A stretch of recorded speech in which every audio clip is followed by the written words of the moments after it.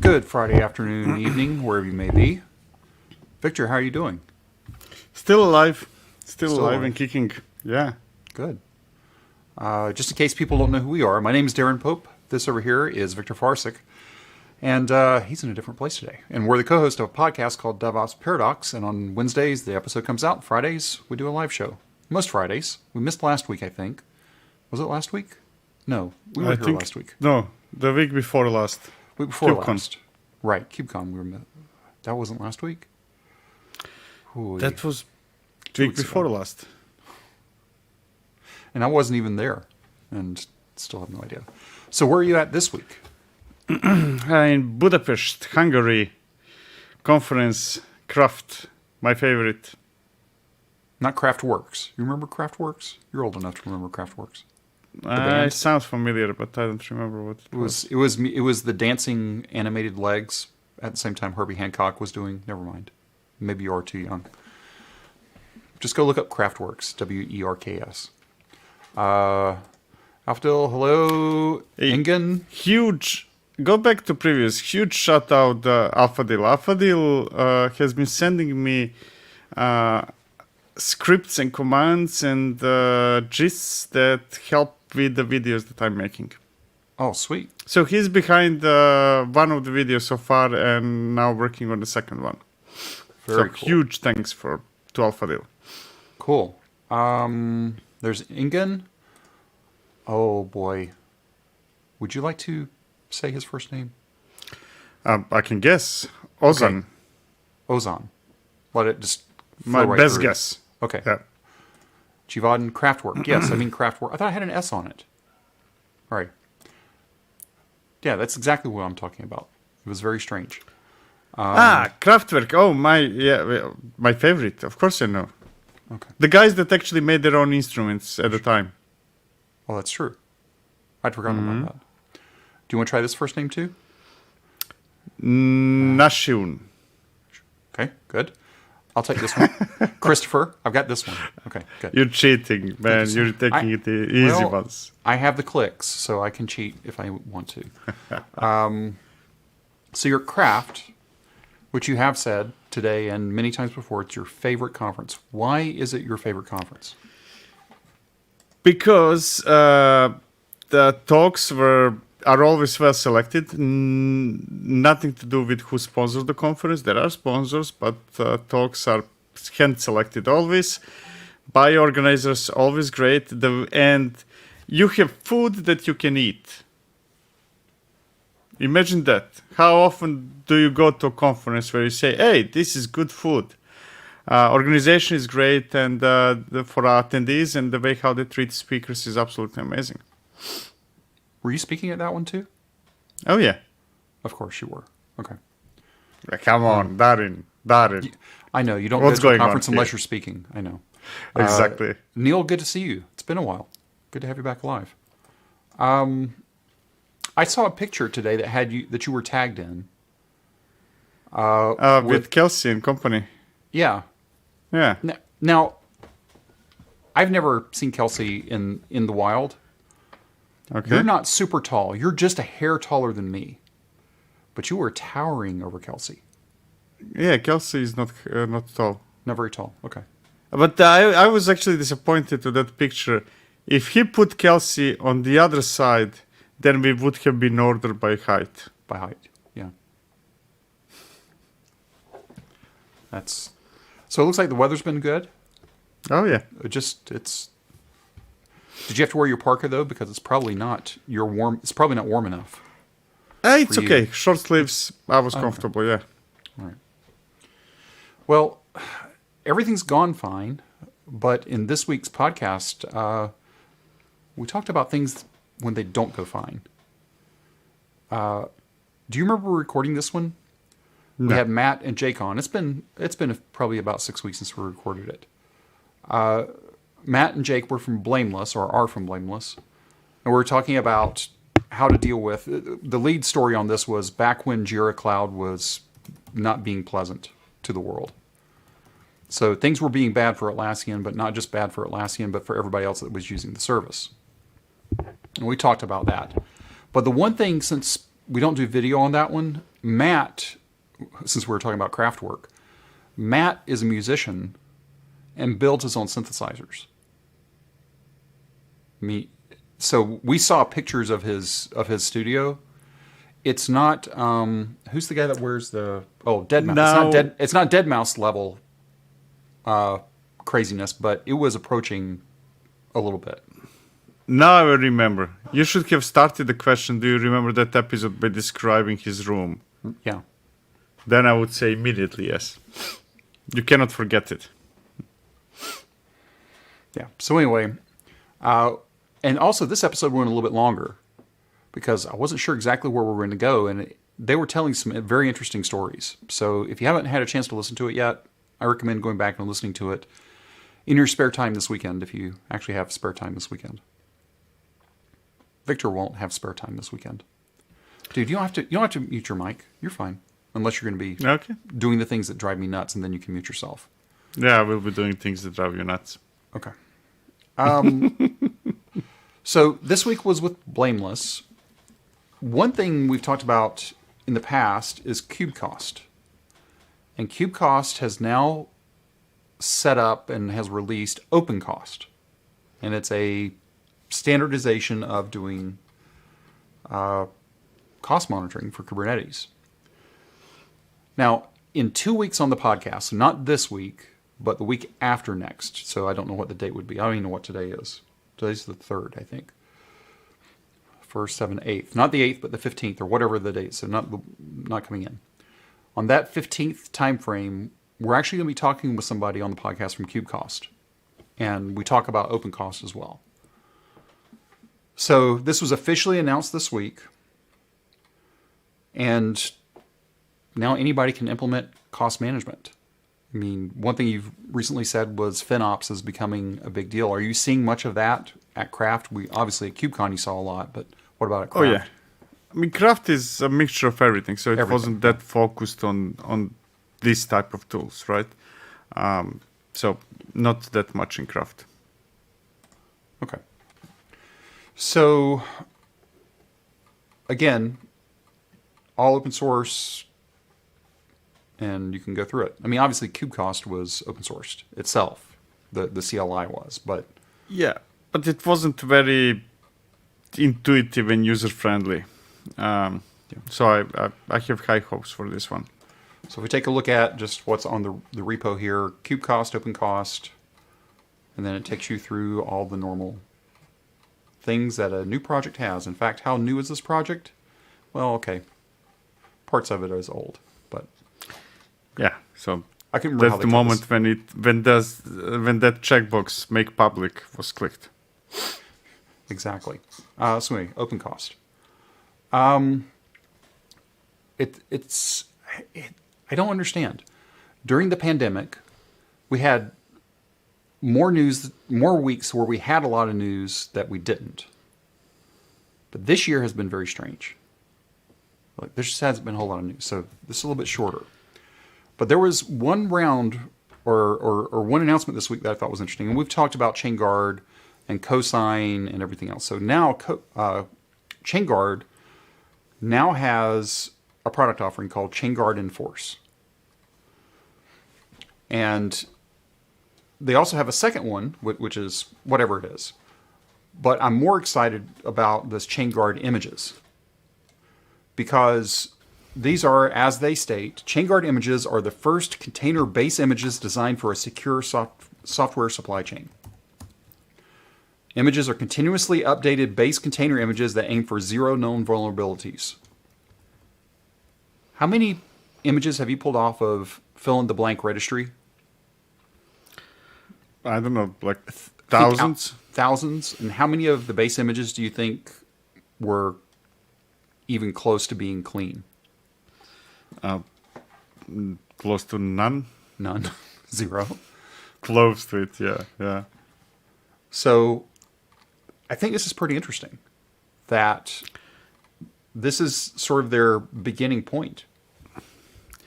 It's very interesting, and I'm really excited about that one. But I'm also very skeptical. So how big of a work, if you have a huge number of images, right? Which I guess is what Chainguard wants to have. How do you maintain them yourself? I guess you're having to, I mean, it's, okay, here comes the C word, continuously. You're having to continuously scan everything all the time. All the feeds from places like Sneak, and you're cross-referencing all the different things and remediating all the time. Yeah, I know, but kind of there must be some testing involved, because sometimes new release is not backwards compatible, sometimes this, sometimes that, kind of. It's not only scanning. It shouldn't be only scanning, right? In my opinion, yes. It should not be only scanning. Especially if they're doing the build of the image. Exactly. I don't know how it's, so it was announced this week, right? So let's give it some time to see how it bakes out. Here's the funny part of it. In Craft, right? One of the keynote, the end of the day yesterday keynote, Kelsey Hightower, and then just before the keynote, he asks Adrian, I think it's Moo, something like that, the one from the picture that you mentioned before. Hey, can I? Why don't you join the keynote and do the fire chat with me? Cool. They go both on a stage, and I see him checking his mobile, and kind of just before he's going to stage, I see that his eyes start glittering, meaning that that's when the company announced it publicly. And he was able to say it on a stage, because it was kind of like, can I say it? Can I say it? Can I tell anything? Can I announce it? No, yeah, yes, go on a stage. So you were there as probably one of the first people to hear it. Yes. Outside of a press release. Exactly. Interesting. So, and what Victor is alluding to is not just this, but one more thing, or one last thing. They couldn't steal that. I guess that's going to be, copyright claims. They raised $50 million, not just $50 million, but $50 million in Series A. That's not Taco Bell money. That's not Chipotle money. That's, I'm buying a franchise money. I don't remember last time I saw a company raising 50 millions in Series A. I mean, I'm not saying that there isn't a company. There certainly is. But in our in our space, yeah. In our space, 50 million Series A, oh man. I'm jealous. So they raised it through Amplify, Chainsmokers, Live Oak, Banana, JPMC, and a bunch of other people. So they got 50 million to create secure container images.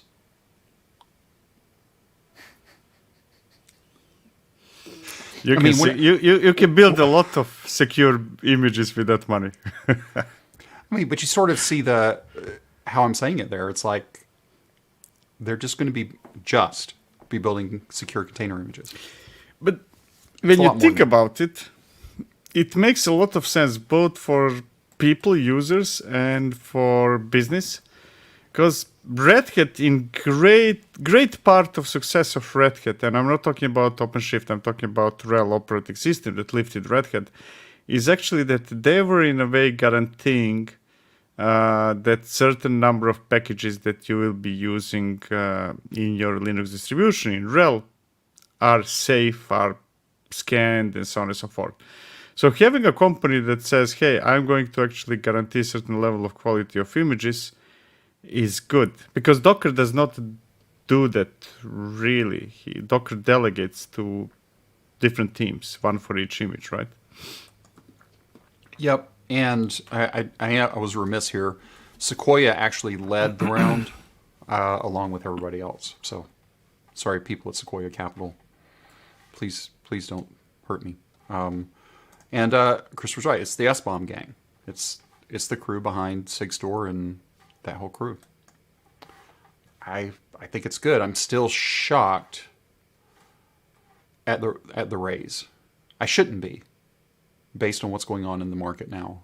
but it's still a little mind-numbing to see that kind of number for an A, specifically an A. Giovanni, what's the difference between this and signing your own images for non-repudiation? It's not only about signing, it's about creating images. Like I saw their images. Their images are smaller with less dependencies, less stuff than even optimized images that I've seen in Docker Hub.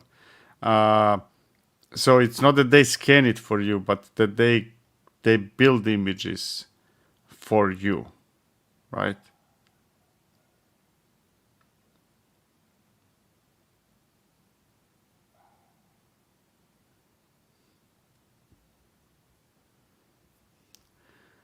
I don't know, but is it me or you're muted? I'm muted. Sorry. Okay. I was seizing. Finally, not I was me sneezing. making a mistake. I make plenty of mistakes. Ask my wife. So anyway, Chainguard is doing pretty darn good. And there'll be something to watch. And since we're talking about containers, I would be remiss if we didn't talk about Docker Desktop another week.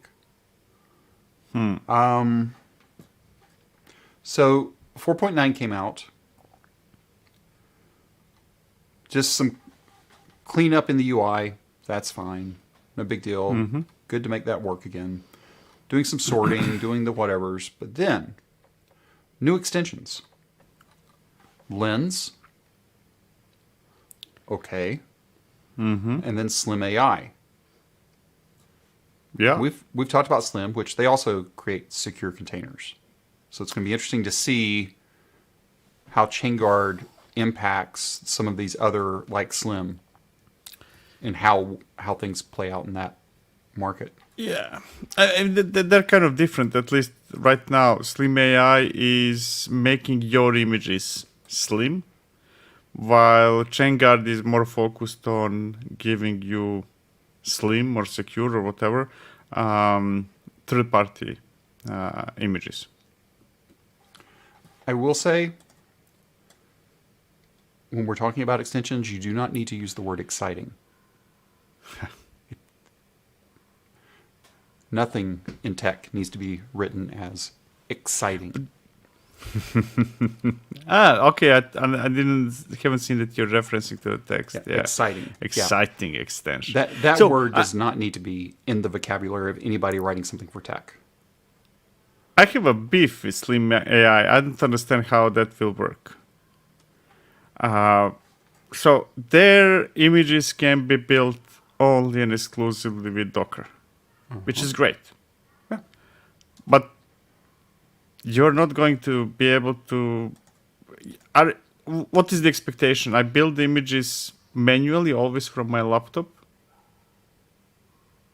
push to production from my laptop. You're probably going to use some kind of pipeline to build your images, something. You're going to automate it, and then there is a strong chance that something will be running in Kubernetes, and then... Say it again? And then... Okay. And then, this is probably the most exciting to me, if I'm going to use the word exciting, about this announcement. You can actually see how much memory and CPU is being used in the footer. Nice. Because I don't know about you, but on a Mac, I'm always opening up Activity Monitor to see how much every piece of software I have is stealing from me from doing work. I just shut down things when I'm not using them. Yeah, well, I do too, but then I sometimes forget, so then I have to go figure out what it was.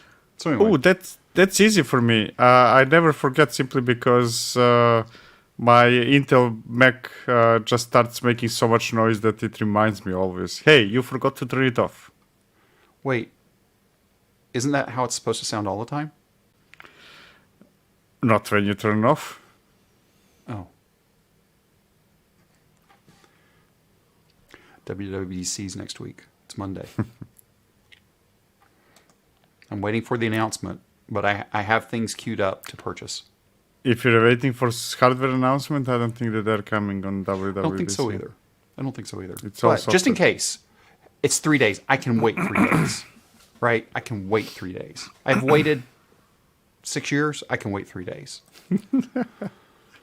I know you, man. You're going to wait another 6 years until you finally retire that old I crap probably that you will. have. So, all right, hang on. So this one, we've talked about this before. Let me pull it up over here. Here, let's do this. So with this, I'm on the wrong screen. Hang on. So this we've talked about before. Mac Mini, first year, 2007, 8, 9, 2 gig of RAM, right? I think Catalina. I mean, my Raspberry Pi, which you can't put up here, has 8 gig of RAM in it. But wait, there's more. You want to know why? So then I have this. This is a 2011 Macbook Air. This is my wife's old one that I was trying to rebuild. I have stickers on it too. 4 gig of RAM. Not bad. Highest OS I can put on here is High Sierra. I was trying to build CMake on it this week. Can't build CMake on it. I can't use Brew to install anything on it because it's High Sierra. My It's primary not the MacBook Air bird. is still Sierra. It's not worth the electricity that it's spending when being When I turned try on. to do that. I know. One more week, maybe. Maybe 6 more years. You may be right. A couple of tools this week. Go Gommander. My first question to this was why? This is basically something like Cobra, to where you build your CLIs. I will bring up something in a minute I forgot about. It's supposedly simpler than Cobra. Cobra is not trivial. It's not horrible, but it's not trivial. It's a bit tricky, yeah. And this one appears to be a lot easier. And just looking at some of the setups on it, it just feels a lot more natural. But, I haven't played with it yet because I'm getting ready to... I was planning on rewriting something I did in Quarkus and Pico CLI in Go, why not? So I'll probably end up trying this one just because it's here. It's newish. I mean, it's like days old. Like, unlike what we saw earlier where it's years, this is days old. But Go Gommander. And then, this one. I really want you to pay attention. A Rego style guide. Put out by Styra. Mm-hmm. Should this exist? If you're using Rego, then probably should. I'm trying to avoid it as long as possible. Why do you say as long as possible? Do you see there's going to be a point in time to where we have no choice? I mean, no. I actually quite the opposite, to be honest. I see a fair number of diagrams of architectures of companies for one reason or another. At least couple every week, and those that I'm seeing, which are not sufficient number to say that that's the whole industry trend. Kyverno is becoming huge. I see it more often than OPA. Why do you think that's happening? Simpler? Simpler, yeah. More kind of like built for Kubernetes. It's built for Kubernetes, and I think that's the key part. That's the key part, yeah. Why would people want to use a single tool? I'm just asking this out loud. Why would people want to use a single tool to manage everything? I mean, it's attractive. I mean, when you think about it from the corporate perspective, hey, I have one tool to teach, to buy, to this, to that, for specific type of tasks for the whole system. That's attractive thought. It never works, but it's a very attractive thought. And OPA gives you that. OPA can fix your policies no matter what is running, while Kyverno is Kubernetes only. So anyway, again, links for everything down in the show notes at some point today or tomorrow, probably tomorrow. So it's a style guide produced by the people that created OPA. Not a bad thing to have. Which I thought was funny. At the very top was OPA FMT. And I want to pull this in here real quick. Jivan was in a cloud security course recently, and they recommended Kyverno in favor of OPA. Okay. But Karen brings up, OPA also provides other things like Envoy integration. Right. It gives you all the other things. And that's the key part. But if you don't need all the other things, is there a reasonable migration path from Kyverno to OPA? No reasonable done. migration, but no. Okay. But the question is, will the usage of Kubernetes increase beyond containers? Will we be using Kubernetes to manage resources? AWS or Azure, kind of like not only containers, but resources in general. If the answer is no, then OPA has a clear edge. If the answer is yes, then I do not really, if Kubernetes is my gateway towards managing stuff, no matter whether it's inside or outside, then Kyverno actually fulfills all my needs. Oh yeah, crossplane pitch, yes. I mean, cluster API. Doesn't have to be crossplane. ACK. There are many tools that are extending Kubernetes beyond containers. And yes, it's a crossplane pitch as well. So it's just part of the story there. Yeah. There you go. But again, the cluster API. If the cluster API becomes ubiquitous within your organization and everything is going through the cluster API. So let's say that VMware, God rest their souls, by being bought by Broadcom, which I still think is very interesting. If VMware was to replace the ESX control plane with cluster API, right? There we go. Then Kyverno being at the control plane, it would be a tough decision to not do that. Exactly. Okay, wait. Use OPA with Linkerd and MTLS. Cool. Yeah. Why not? I mean, basically, it OPA gives is you more not knobs great. and switches, right? It just gives you more options. OPA is, so let me make this clear. OPA is much more powerful and flexible than Kyverno.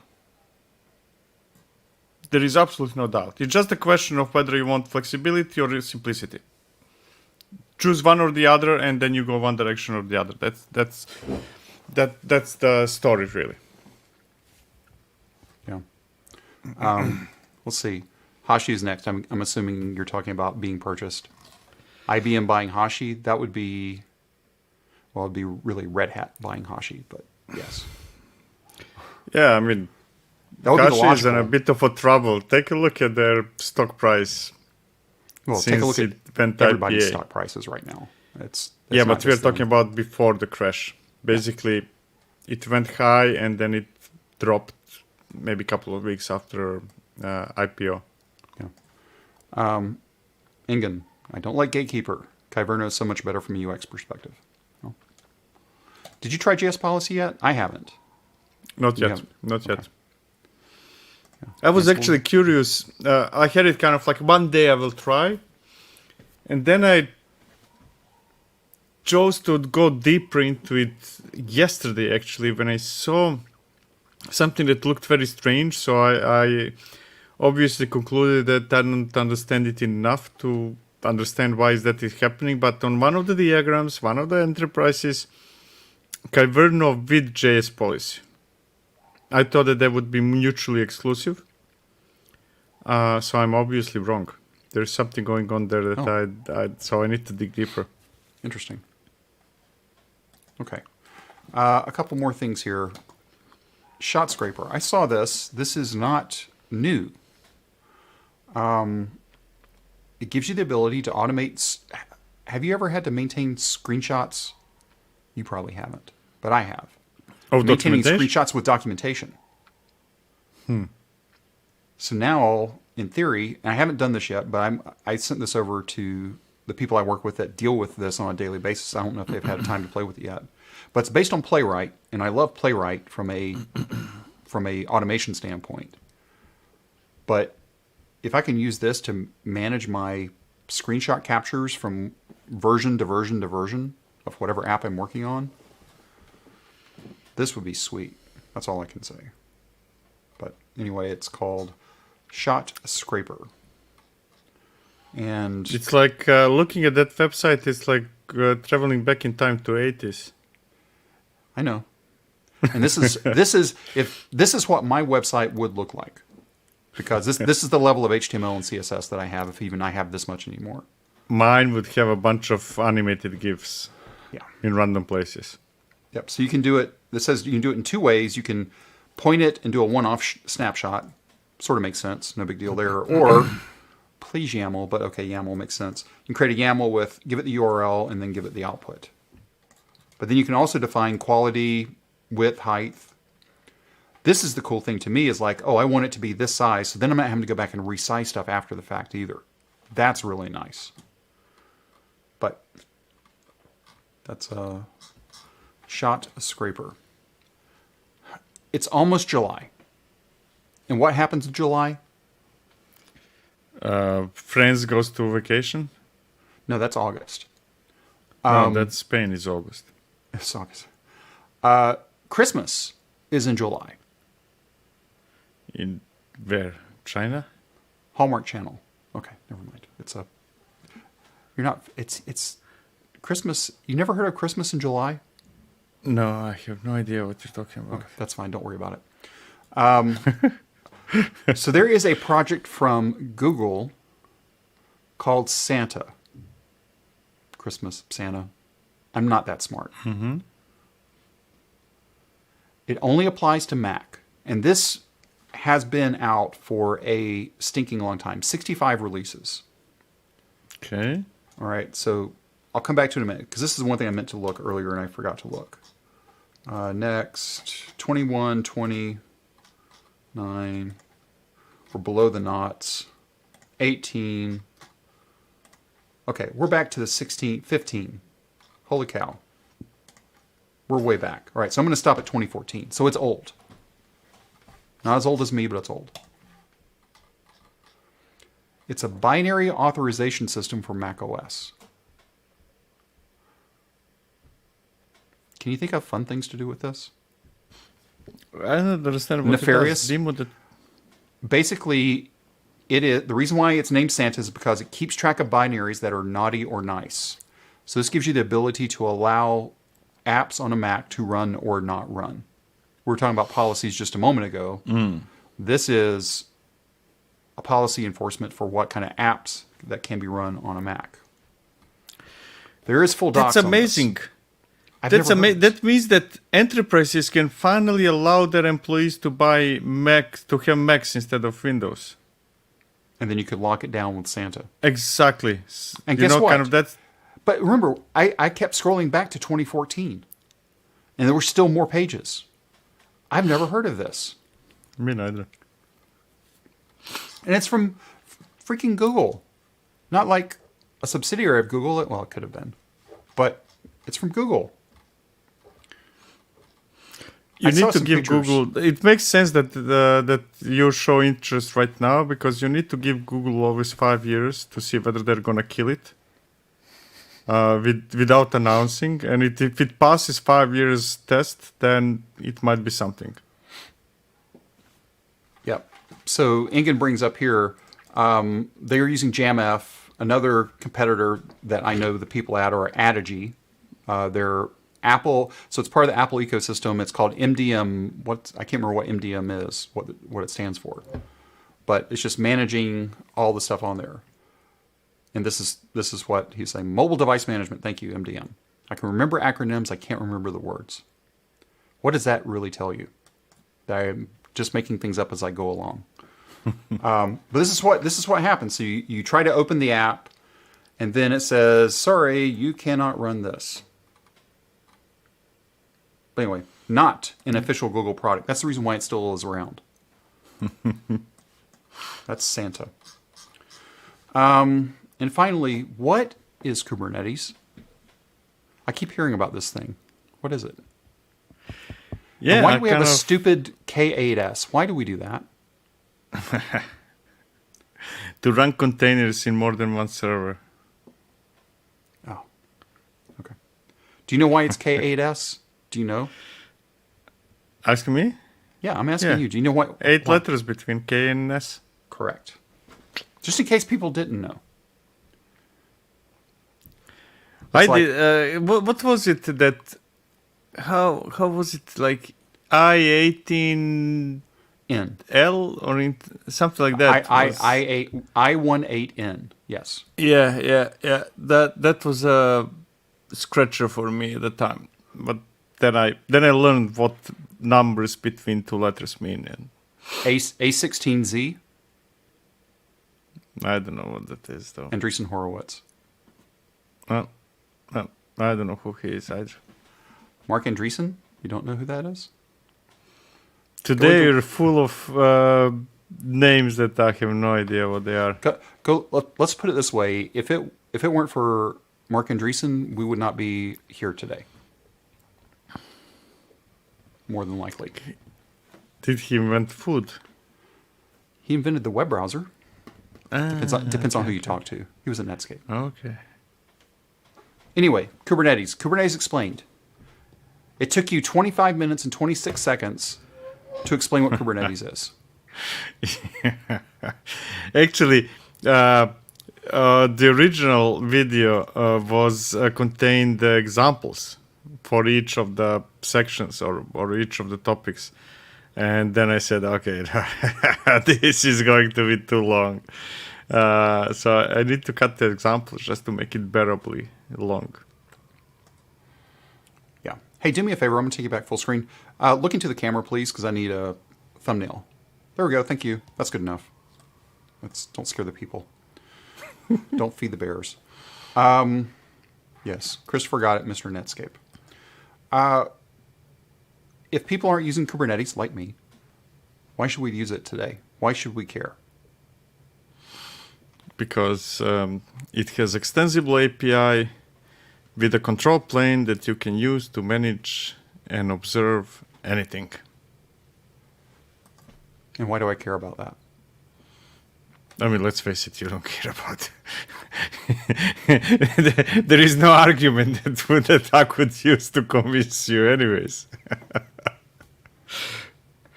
No, it's... Oh, I was going to show one more thing. Hang on a second. Talk amongst yourselves. I don't know if I... Among myself? Yeah. Can you talk amongst yourself? I'm not sure if you can or not. I cannot do that. Okay. Here. Under normal circumstances, I would be inclined to sing, but that would really scare everybody away. Please don't do that. Okay, so last week, let me share this back out. So last week, I think it was, we were talking about App Builder, which was a way that we could build things. So I actually have this as a private repository because I was just playing around with it. Yeah, it had been a week because it's only 7 days old. Let's just say the documentation that's on the official site is not very helpful. Okay. It was helpful enough for me to figure out that it wasn't good enough for me to figure out to know what to do. So I actually I'm going to make this public. The install was helpful, so I got App Builder in. But they do a bunch of hard coding based on XDG, whatever XDG is. I'm not a Go developer, but evidently that's a big deal. But XDG gives you the ability to have default locations on all Windows, Mac, Linux. Well, they only use one of them, which didn't make any sense in context. But once I found the code, then I could actually set it up to where I wanted to have the location for my code.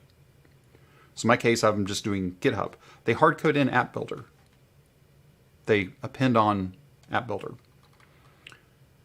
And then I also had to set up my path to have local bin. So basically that just gets me all set up. And I document all this stuff because I know I wouldn't remember it. Then inside my App Builder Git repository, I'm creating whatever the command is going to be, -app YAML. In this case, it's demo app, which will translate to demo. So once I create the YAML file, which we'll look at in a minute, then I have to symlink app builder to whatever that name is inside my local bin directory, and then I can run the command. It's a lot of work. If I was just doing one, it's like, okay, I'm just going to do an alias. But it actually worked. So I did, my demo app was pretty straightforward to where I had say, and I was just doing an echo out. And I could pass in messages. And I mean, it worked as expected once I got it all figured out. It's pretty slick, but the part that just doesn't I'd have to have an alias to create all my symlinks. That's the problem. I'd have to come up with a way to manage those symlinks. That's my beef with it. And one thing I couldn't do is I couldn't list out all the commands I had created. That was busted in the version that I had, which there's already a fix that's in but hasn't been released yet. So that was App Builder. Are you laughing at me? Always. Yeah, Ingen, I haven't... Here, let's just do this live. Bag it, because I don't have anything in this that makes a difference. Settings. Public is where? Change visibility. Make it public. Blah, blah, blah.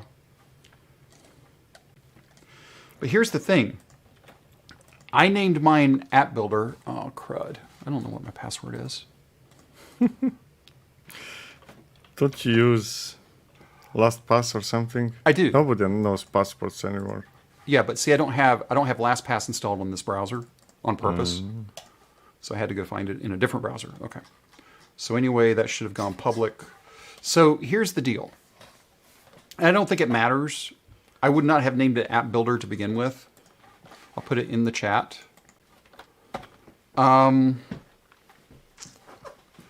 Because it gets back to this part about the source location. So it just needs to be some... Well, actually, no, that's not true. Let's go to their code.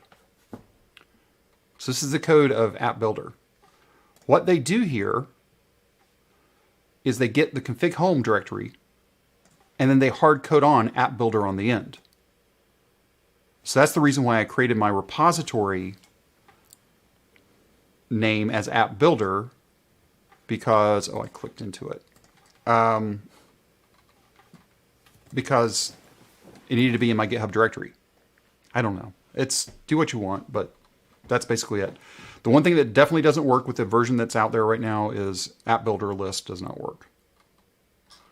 And I'm assuming that it didn't. Sorry, Victor. I try to never go long like this, but let's see. Yeah, it still hasn't been updated. The fix is already in. It just hasn't been cut yet. Are you just laughing again at me? That's just funny. I'm just like... Always. Jeez. All right. Anyway, I still think it's cool if we can come up with a way to make the link generation simpler. Like, do we need to build an alias to create the link generation? Because it's almost like I need a shell script here to build all my symlinks. But if that's what it takes, it's what it takes. I don't know. I still think it's cool. But I'm not all in on it. Okay, that's all I wanted to share about that.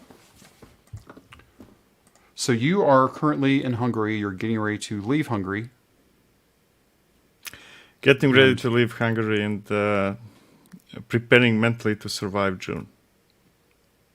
June is the month of conferences. Like next week, I have four talks, 3 conferences. But all from home, right? Yeah, and then the week after that, back on the road. Not from home and things like that. It's like you scared me a minute because we're recording next week, so I was hoping you're home next week. I guess that's it. There's no reason to belabor this. Next week we'll have a couple other announcements that we can talk about. We can't talk about this week. So be here next week if you can. If you can't, that's fine. You can watch the recording on this here YouTube channel. And that's that. So anyway, again, like any good meeting, we'll give you back 15 minutes of your time. Look, it wasn't your time. It wasn't my time to take from you anyway. You cannot give back. The best you can say, I'm sorry for taking away so much 45 minutes exactly. Yes. Yeah, exactly. So we'll wrap it up here because I know Victor probably still needs to go meet people because there's still people there, right?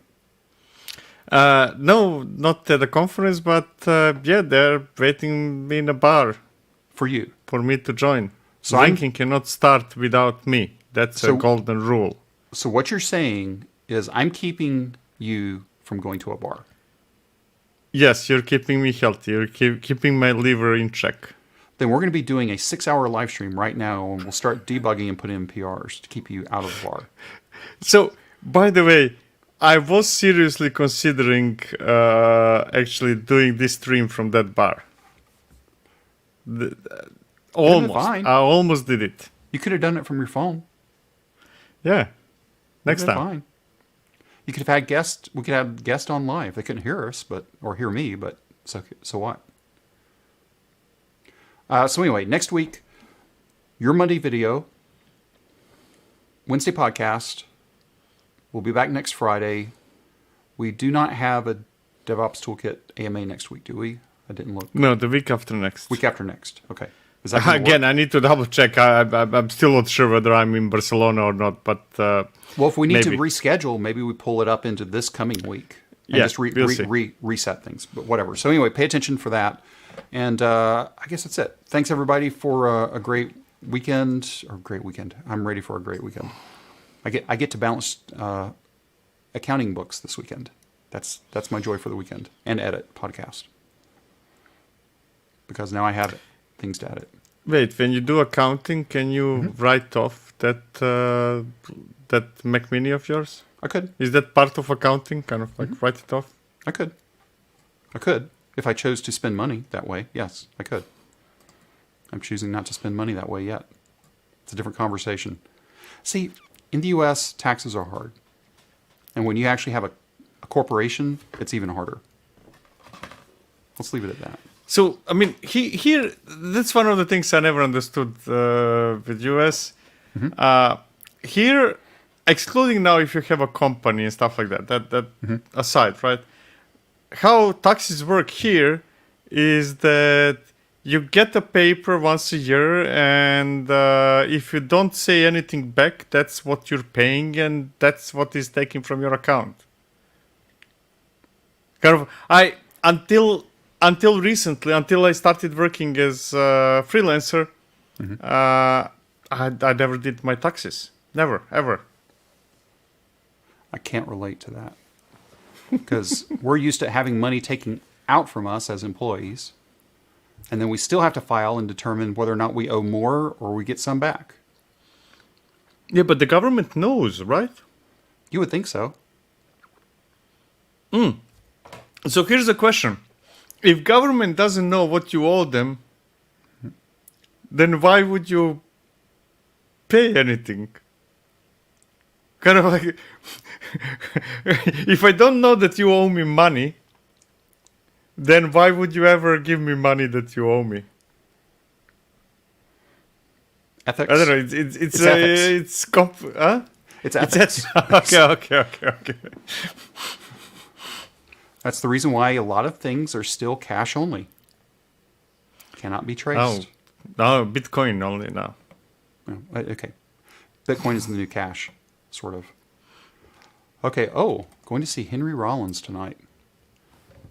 Very interesting. I'll be asleep by the time you're probably seeing him. So do some editing, go to sleep. And me as an uninformed person is Googling right now who is Henry Rollins. You don't know who Henry Rollins is? No, today I know none of the things. Hardcore punk, okay. Yep. It's okay. I keep forgetting you're still 10 years plus younger than me, so it's okay for you to not know everything. That was a great, it's spoken word tour. Yeah, it's very interesting. So it's not punk, but it's still 7 p.m. Okay, you're going to be there at 7 p.m. Eastern. I won't be asleep yet, but I'll be getting ready for bed. I'll be asleep by 8. When I get up at 3:30, 4 o'clock, come on, I got to go to sleep. I'm in a conference. I will be asleep by 8 for sure. A.M.